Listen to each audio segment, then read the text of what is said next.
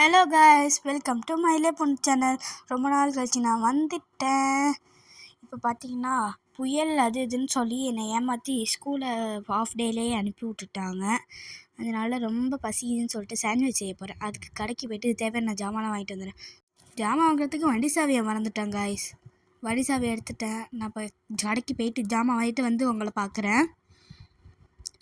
Video எடுக்கிறதுக்காக யூஸ்ஃபுல்லாக இருக்குன்னு நான் ஒரு பொருள் ஆர்டர் போட்டேன் அமேசானில். இது ரொம்பவுமே பிடிச்சிருந்தது. வீடியோ போட்டு ரொம்ப நாள் ஆச்சு, சாரி கேட்டுக்கிறேன். இப்போ சாண்ட்விச் செய்ய இறங்கிடுமா? இப்போ நான் என்னென்னலாம் போடணுன்னு ஃபஸ்ட்டு சொல்லிடுறேன்.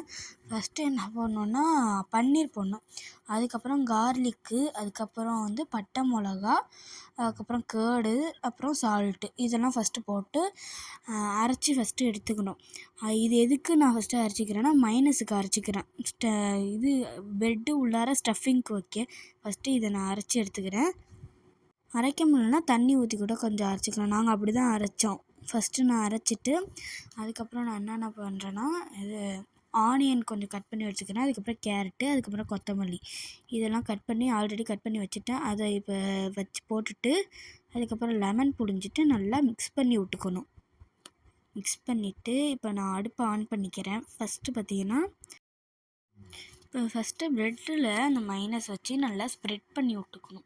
நல்லா ஸ்ப்ரெட் பண்ணி விட்டதுக்கப்புறம் இன்னொரு ப்ரெட் வச்சுருக்கேன்னு அதை இந்த ஸ்ப்ரெட் பண்ணி விட்டோம்ல மைனஸ், அதுக்கு மேலே நல்லா வச்சு அமுக்கி விட்டுட்டு அடுத்ததுனா டேபிள் பட்டர் எடுத்துக்கிறேன். அதை ஃபஸ்ட்டு எடுத்துக்கிட்டு பேனில் போட்டு கொஞ்சம் நேரம் சுட வைக்கணும். ப்ரெட்டு நம்ம செஞ்சு வச்சுருக்கோம்ல, அதை இப்போ பேனில் வச்சுக்கிட்டு அது கொஞ்சம் செவர்ற வரைக்கும் நம்ம கொஞ்சம் நாள் விட்டுட்டு இப்படி தான் வந்தது.